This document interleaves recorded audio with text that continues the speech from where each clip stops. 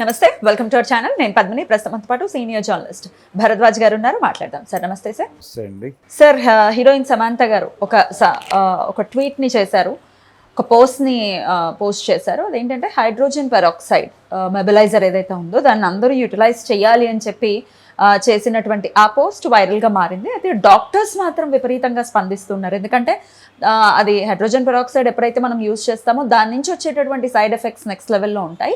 అలా ఒకరికి ఉపయోగపడింది కదా అని చెప్పి జనరలైజ్డ్గా అందరికీ చెప్పకూడదు, అందున అది మెడికేషన్కి సంబంధించింది అస్సలు చెప్పకూడదు అని చెప్పి చాలా గట్టిగానే రియాక్ట్ అవుతున్నారు డాక్టర్స్. ఈ వ్యవహారాన్ని ఎలా చూడొచ్చు సార్? అంటే ఈ మధ్యకాలంలో చాలామంది హాస్పిటల్కి వెళ్తే చాలా ప్రమాదం అయిపోతుంది, వాళ్ళు అంటే ప్రతి జబ్బుని భూతద్దంలో చూపించి విపరీతంగా డబ్బులు గ్రాప్ చేసేస్తున్నారు అనేటువంటి ఒక విషయం ప్రతి ఒక్కళ్ళు ఇంటర్నల్గా ఫీల్ అవుతున్నారు. ఈ ఫీల్ అవటం వల్ల ఏం జరుగుతుందంటే గూగుల్లోకి వెళ్ళిపోయి తమ జబ్బు లక్షణాలని అక్కడ పెట్టి గూగుల్ చేసి రకరకాల అంటే కార్పొరేట్ హాస్పిటళ్ళు, చైన్ హాస్పిటల్స్ వీళ్ళు ఈ క్వారా ప్రోగ్రామ్ ఒకటి పెట్టి దానిలో కొన్ని జబ్బుల గురించి చర్చిస్తున్నారు. ఈ చర్చల్ని ఫాలో అవుతూ దాని నుంచి పొందిన జ్ఞానంతో ఇంకేదో సెర్చ్ చేసి మొత్తానికి వీళ్ళే ఒక మెడిసిన్ని డిరైవ్ చేస్తున్నారు. దానిలో డిరైవ్ చేసి అది వాడేసుకునే ప్రయత్నం చేస్తున్నారు. వాళ్ళు మాత్రమే కాదు, వాళ్ళ పిల్లలకి ఏదైనా ప్రాబ్లం వచ్చినా కానీ వీళ్ళు గూగుల్ డాక్టర్ ద్వారా ట్రీట్మెంట్ ఇచ్చే పని చాలామంది తల్లిదండ్రులు అసంకల్పితంగా చేసేస్తున్నారు. వాళ్ళ చేతుల్లో స్మార్ట్ ఫోన్ ఉంటుంది కాబట్టి ఈజీ అయిపోతుంది. ఒక కొడుకు నాకు ఈ ప్రాబ్లం ఉంది అంటే ఈ ప్రాబ్లం ఏమిటి అని వెంటనే గూగుల్లో వెరిఫై చేసి వీళ్ళే డయాగ్నోసిస్ చేసి అవసరమైతే ఒక ల్యాబ్కి తీసుకెళ్ళి టెస్ట్ చేయించి ఆ టెస్ట్ రిపోర్ట్ ఆ ల్యాబ్ వాడితో చెప్పించుకుని ఆ నివేదిక ఆధారంగా సెర్చ్ చేసి మళ్ళీ మందులు వాడేస్తారు. అయ్య బాబోయ్, ఎందుకు అంతలా ఉందా సార్? డాక్టర్ దగ్గరికి వెళ్ళకూడదు అన్న భావన అంటే ఆఫ్టర్ కరోనా ఎఫెక్ట్స్ ఎక్కువయ్యాయి అనుకోవచ్చా? కరోనా అనంతరం అంటే వ్యాక్సిన్ ద్వారా చాలా ప్రమాదాలు జరుగుతున్నాయి. పర్టికులర్గా కోవిషీల్డ్ అనే వ్యాక్సిన్ వేయించుకున్న వాళ్ళందరికీ రకరకాల సమస్యలు వస్తున్నాయి. పర్టికులర్గా కాళ్ళల్లో ఈ వెయిన్స్లో బ్లడ్ క్లాట్ అయిపోతుంది. ఈ బ్లడ్ క్లాట్ అయిన తర్వాత దీని ఎఫెక్ట్ హార్ట్ మీద పడుతుంది, వీళ్ళకి హార్ట్ అటాక్ వచ్చేటువంటి ప్రమాదం ఉంది అని భయపెడుతున్నారు. వెరికోవైన్స్ అనే సమస్య దీంతో చాలామంది అయితే అదంత ప్రమాదకరం కాదు, అంటే ఈ వ్యాక్సిన్ ద్వారా వచ్చినటువంటి ఏవైతే క్లాట్స్ ఉన్నాయో అవి ఈజీగానే క్లియర్ చేయవచ్చు, దానికి అది హార్ట్ అటాక్ దాకా వెళ్ళకపోవచ్చు అని కూడా కొంతమంది మాట్లాడుతున్నారు. కానీ భయం కలుగుతోంది, వాపులు వచ్చేస్తున్నాయి, కాళ్ళు వాచిపోతున్నాయి, జనాలకి నడవలేని పరిస్థితుల్లో హాస్పిటల్కి వెళ్తున్నారు. హాస్పిటల్ వాళ్ళు ఈ అవకాశాన్ని తీసుకుని అంటే దాదాపు 18,000 నుంచి 30,000 వరకు ఖరీదు చేసేటువంటి ఇంజెక్షన్స్ చేస్తున్నాము అంటే ఇప్పుడు జరుగుతోంది ఏంటి, పేషెంట్ వెళ్ళగానే ఐసీయూకి తరలించేస్తున్నారు. ముందు ఆ లోపల ఏం జరుగుతోందో ఏం ట్రీట్మెంట్ ఇస్తున్నారో వీళ్ళకి తెలియదు. వీళ్ళకి జ్ఞానానికి సంబంధించిన పరిమితులు ఉంటాయి. ఎవరైతే పేషెంట్ని తీసుకెళ్తారో వాళ్ళ తల్లిదండ్రులు కావచ్చు, బంధువులు కావచ్చు, ఈ పరిమితుల్లో వాళ్ళకేదో చెప్తారు, ఇది అరైజ్ అయింది, మీరు పట్టుకొచ్చిన పేషెంట్ బాడీలో బ్లడ్ క్లాట్స్ ఉన్నాయి, దానివలన గుండె ఆగిపోయే ప్రమాదం ఉంది, ఇది చిన్న విషయం కాదు, చాలా పెద్ద విషయము అంటే వీళ్ళు ఎలా వెళ్తారు, కాలు తిమ్మిరెక్కి పని చేయట్లేదేమో, ఇదేదో ప్రాబ్లం అనుకుని వెళ్తారు. వీళ్ళు వెళ్ళిన తర్వాత దాన్ని చాలా లార్జర్ స్క్రీన్లో ప్రొజెక్ట్ చేస్తున్నారు, అక్కడ చేసి టెర్రరైజ్ చేసి ఒక రకంగా డబ్బులు పూల్ చేస్తున్నారు అనేది చాలామంది పేషెంట్ల బంధువుల్లో ఉన్నటువంటి అభిప్రాయం. ఇది స్ప్రెడ్ అయింది.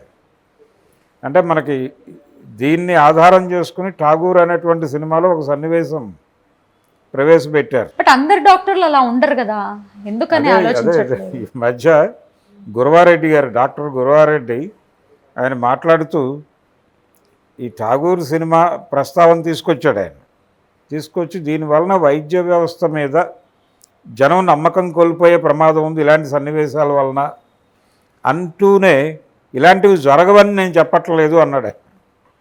ఇలాంటివి జరిగే అవకాశం ఉంది. హీస్ బీయింగ్ ఆనెస్ట్గా ఒప్పుకుంటున్నారు. అంత మాత్రం చేత ఇలాగే జరుగుతోంది అని అనుకోనక్కర్లేదు అని అన్నమాట వాస్తవమే. కానీ పేషెంట్ల పరిస్థితి ఏంటి, వాళ్ళ బంధువులు ఏమనుకుంటున్నారంటే ఈ ఛాన్స్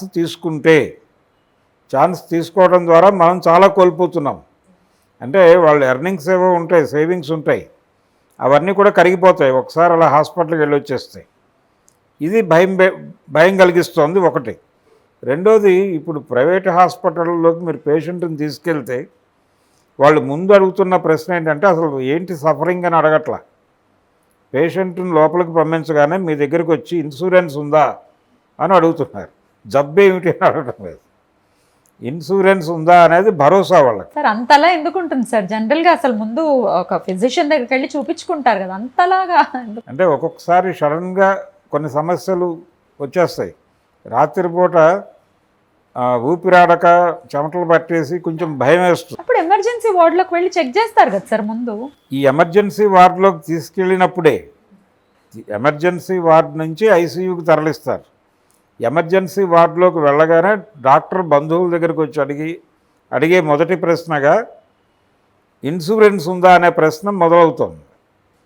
నేను పర్సనల్గా చాలా హాస్పిటళ్ళలో చూశాను ఈ ధోరణి. దీనివలన ఏంటంటే ఏ మేరకు మనం వెళ్ళొచ్చు అనేది వాళ్ళకు ఒక నిర్ధారణ వచ్చేస్తుంది. ఇది ప్రమాదకరం.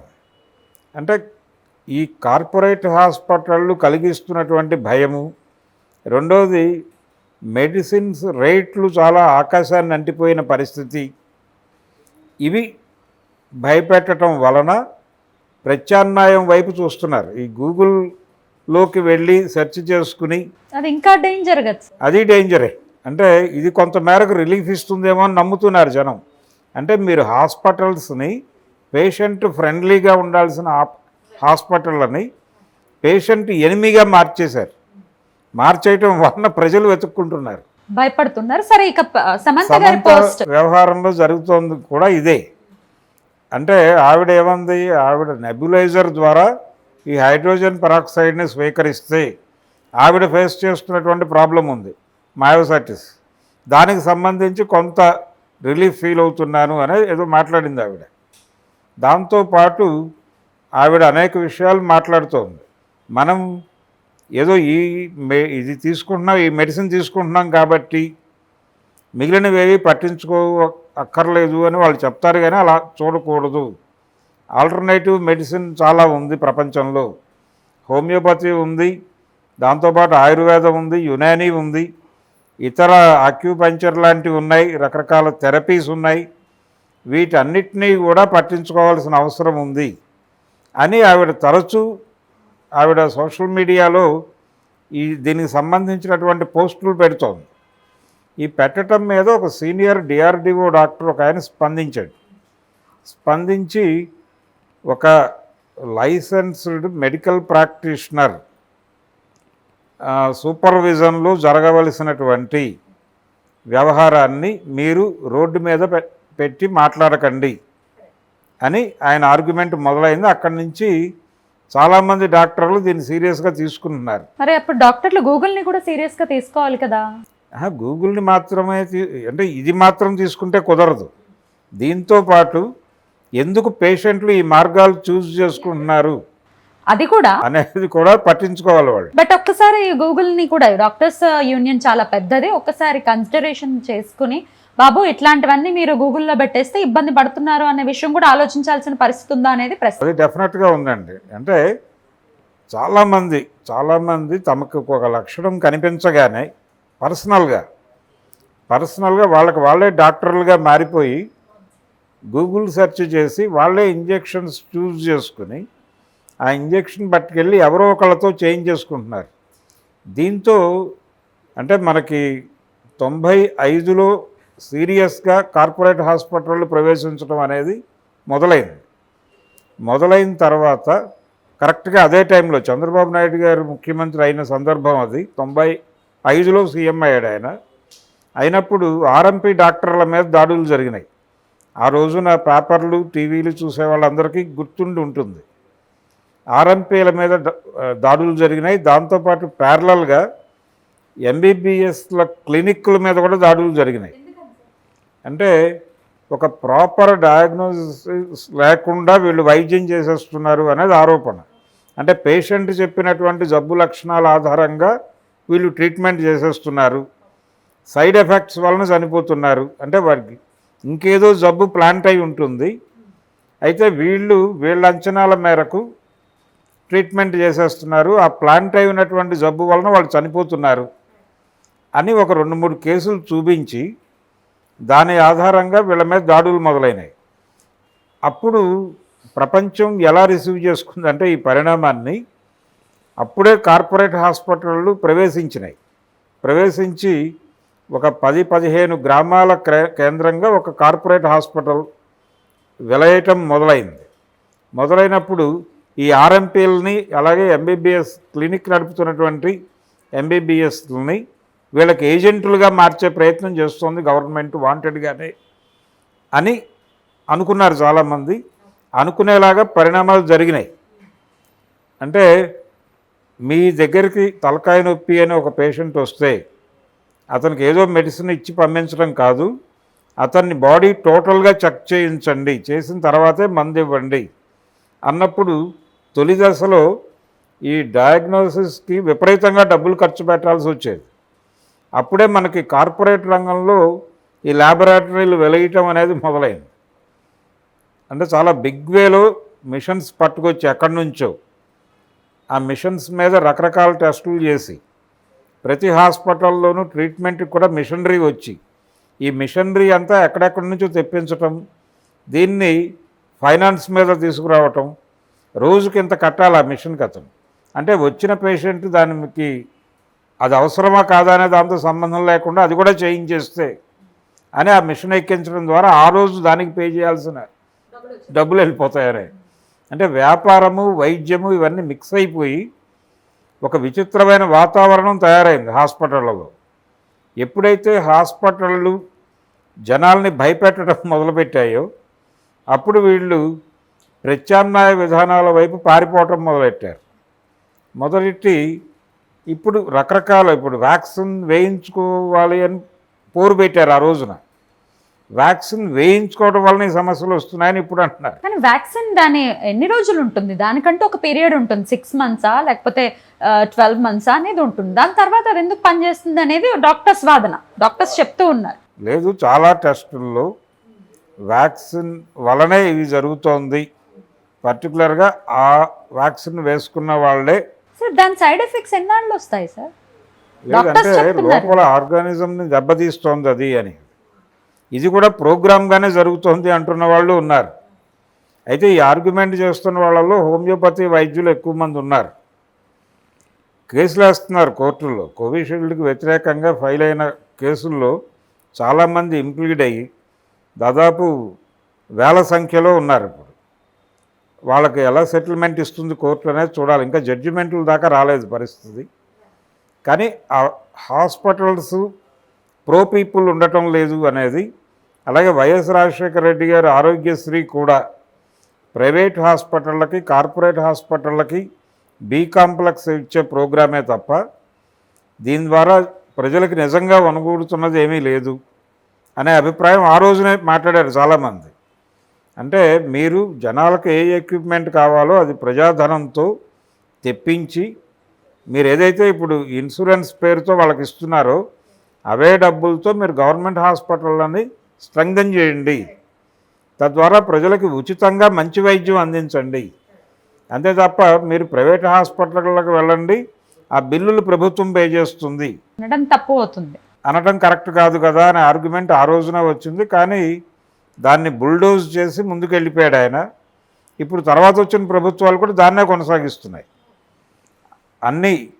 అన్ని రకాల ప్రభుత్వాలు, అంటే తెలంగాణలో వచ్చినటువంటి టీఆర్ఎస్ ప్రభుత్వము అదే చేసింది.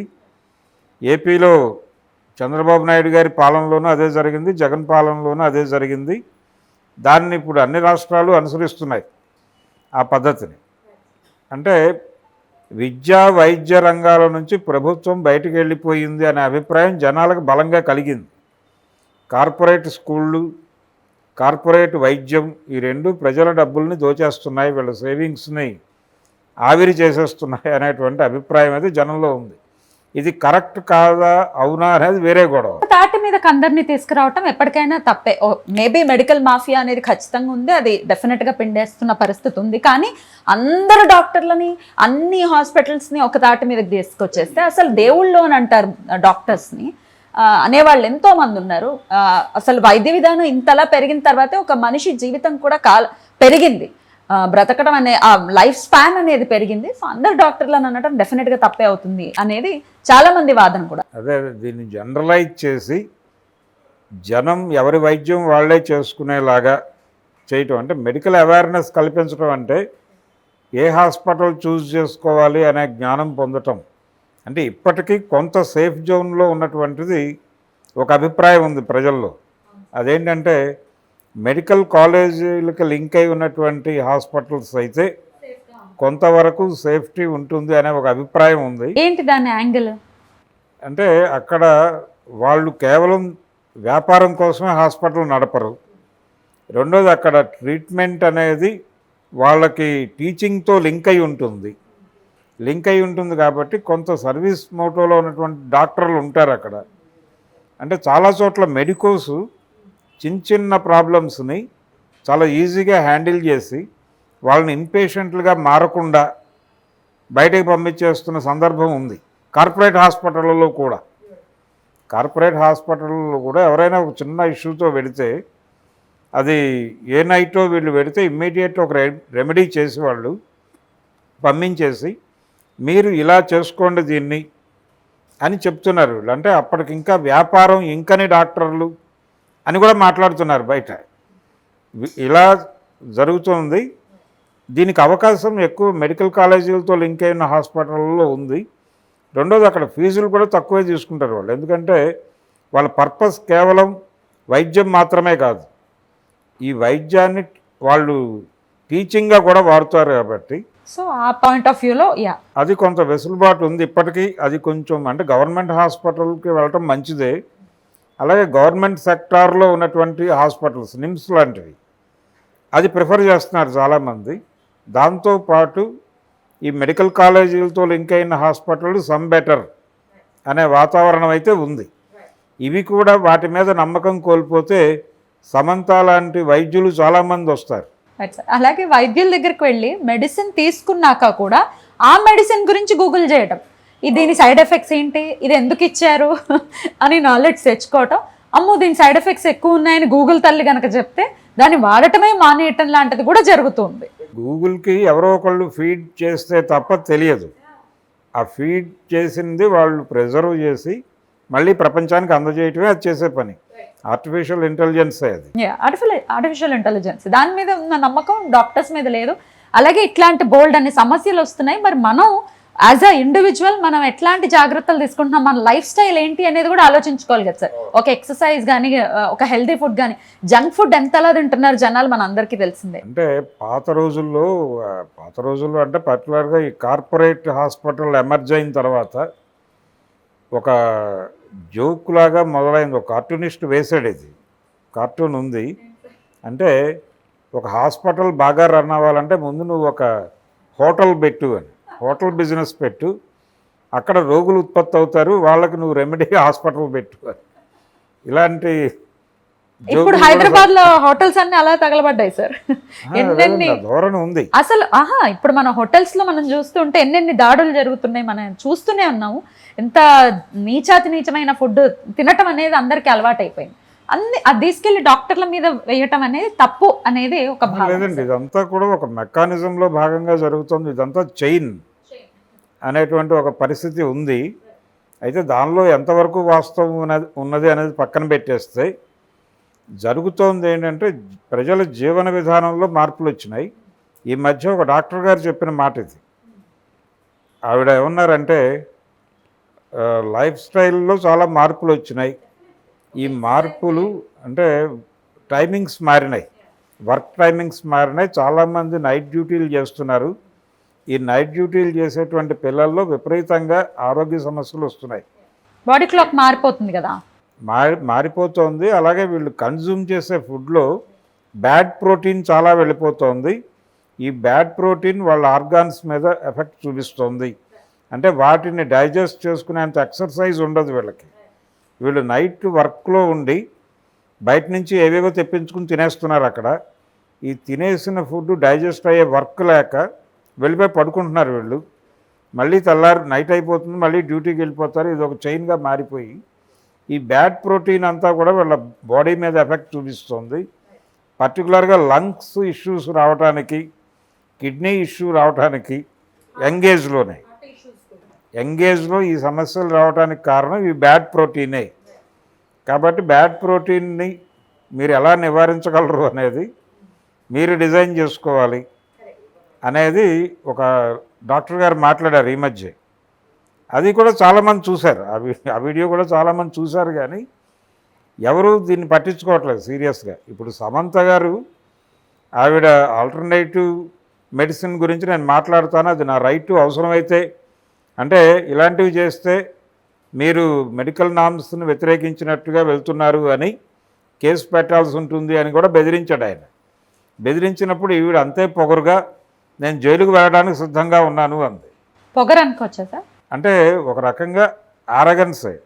అయితే అది కాదు చేయవలసిన పని. నేను జైలుకి వెళ్ళడానికి సిద్ధము అని చెప్పడం కాదు చేయవలసింది. ఆవిడ మాట్లాడవలసింది ఏంటంటే మెడికల్ సిస్టమ్ ఎలా మారిపోయింది, అది ఎలా పేషెంట్కి ఎనిమీగా మారింది, పేషెంట్ ఫ్రెండ్లీగా ఉండాల్సిన వైద్య విధానం ఎందుకు శత్రువుగా మారింది అనేది ఎక్స్ప్లెయిన్ చేసి, అయ్యా ఈ రకమైన మార్పు జరగాల్సి ఉంది, దానికి నేను కూడా మీతో తోడ్పడతాను, మీరు నేను కలిసి ఈ పని చేద్దాం అని ఒక ఆరోగ్యకరమైనటువంటి ప్రతిపాదనతో ఆ చర్చని వాళ్ళని కూడా కలుపుకుని ముందుకు తీసుకెళ్లేదిగా ఉండాలి తప్ప ఒకళ్ళనొకళ్ళు శత్రువులుగా బ్లేమ్ చేసుకుంటే కుదరదు. ఒక మంచి ఆర్గ్యుమెంట్ మొదలుపెట్టింది ఆవిడ. దాన్ని ఎలా ముందుకు నడిపించాలి అనే దానిలో ఇండివిజువలే కావచ్చు గాక హేతుబద్ధంగా మాట్లాడాలి అంటే ఆవిడకి ఒక ఫ్యాన్ బేస్ ఉంది.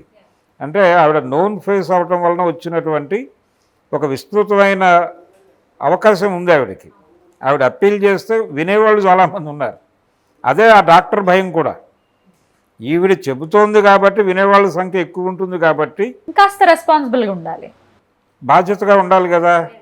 అది మిస్ అవుతోంది అనేది ఆయన బాధగా అనుకుంటే, అలాంటి డాక్టర్ని ఆధారం చేసుకుని ఆయన నుంచి ఈ మెడికల్ వ్యవస్థ ఇలా అయిపోయింది, దీనిలో ఉన్న ఇబ్బందులు ఇవి, దీని గురించి మనం పట్టించుకొని ఈ హాస్పిటల్ వ్యవస్థను బాగు చేయటానికి, ప్రజల్లో దీని పట్ల సదభిప్రాయం కలిగించటానికి, ఇప్పుడు చాలా బ్యాడ్ ఒపీనియన్స్ పోగైపోయి ఉన్నాయి జనాల్లో. మీరు ఈ మధ్య ఏదైనా కార్పొరేట్ హాస్పిటల్కి వెళ్తే ముందుగా దర్శనమిచ్చే బోర్డు ఒకటి ఉంటుంది. ఆ బోర్డు ఏంటంటే వైద్య సిబ్బందిని, విధి నిర్వహణలో ఉన్న వైద్య సిబ్బందికి విఘాతం కలిగించిన, లేదు వాళ్ళ మీద దాడి చేసిన ఫలానా సెక్షన్ ప్రకారం మీకు ఇంత జరిమానా, ఇన్ని సంవత్సరాల జైలు శిక్ష విధించబడును అని ఒక బోర్డు దర్శనమిస్తుంది. ఆ బోర్డు ఇండికేట్ చేస్తోంది ఏమిటి అంటే ఇలాంటి దాడులు జరిగాయి కాబట్టే ఈ బోర్డు వచ్చింది. ఈ దాడులు జరగటానికి కారణం ఏమిటి అంటే మళ్ళీ వైద్య వ్యవస్థలో ఉన్న లోపాలే. అంటే జనాలని టెర్రరైజ్ చేయటం వల్ల వాళ్ళు దాడులు చేసేదాకా పెడుతున్నారు. ఈ పరిస్థితి నివారించాలి కదా. దీని మీద డిస్కస్ చేద్దాం మనం. చేసి ఈ మార్పు అంటే ప్రజలలో నమ్మకం కోల్పోయింది ఆ వ్యవస్థ, ఆ నమ్మకాన్ని తిరిగి పాదుకొల్పడానికి మనం ఏం చేయాలి అనే దాని మీద వర్క్ చేద్దాం కలిసి అని ఆ వైద్యుడితో కలిసి ఒక ప్రయాణాన్ని రూట్ చేసుకోవాల్సిన మనిషి అవకాశం దొరికినప్పుడు నేను జైలుకి వెళ్ళడానికైనా సిద్ధం అంటాం. అది ఖచ్చితంగా యారగెన్స్ అని అనుకోవాల్సి వస్తుంది. ప్రతి మనిషిలోనూ విచక్షణ అని ఒక నరం ఉంటుంది. అది రెగ్యులర్గా పని చేయాలి, దాన్ని కాపాడుకోవాలి. అది పని చేయకుండా పోతే చాలా ప్రమాదాలు జరుగుతాయి ఇలాంటివి. Right sir. మొత్తానికి ఆవిడ చేసినటువంటి ట్వీట్ కానీ లేకపోతే డాక్టర్ స్పందించిన విధానం కానీ టోటల్గా వైరల్గా మారుతోంది. డాక్టర్ని నమ్మని పరిస్థితి ఖచ్చితంగా. వైద్య విధానం మీద ఒక చర్చగా జరగాలి. వైద్య విధానం ఎందుకు పేషెంట్ ఎనిమీగా మారింది, ఎందుకు పేషెంట్ ఫ్రెండ్లీగా ఉండటం లేదు అనే దాని మీద డిస్కషన్గా మారి దానికి వాళ్ళు ఏం చేయగలరు, వీళ్ళేం సహకారం చేయగలరు అన్నంత వరకు పరిమితం అయితే ఓకే. డెఫినెట్లీ రైట్ సార్, చాలా బ్యూటిఫుల్గా ఎక్స్ప్లెయిన్ చేశారు. డెఫినెట్గా ఇదే విధానంలో వెళ్ళాలి. అలాగే డాక్టర్ని అనుమానించేటప్పుడు మనం కూడా మన లైఫ్ స్టైల్ ఎలా ఉంది అనేది కూడా పరిగణలోకి తీసుకుంటే బెటర్ రిజల్ట్స్ ఉంటాయి అనేది ఒక భావన. Right sir, thank you sir, నమస్తే. నమస్తే.